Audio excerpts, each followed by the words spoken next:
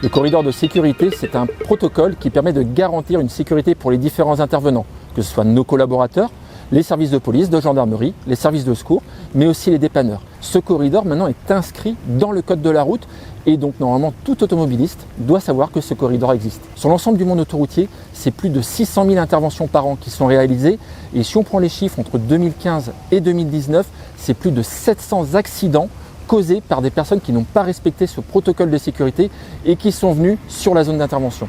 Respecter ce corridor de sécurité, c'est agir pour notre sécurité et pour la sécurité des agents. Le corridor sécurité pour nous est très important. On le vit au quotidien.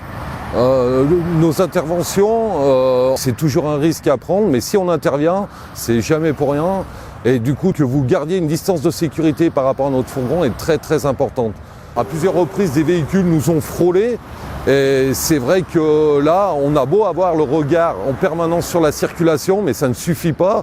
Et la sécurité pour nous, c'est aussi que tout le monde garde une distance de sécurité par rapport à nous. Le corridor sécurité, c'est l'affaire de tous et il est très important de le respecter.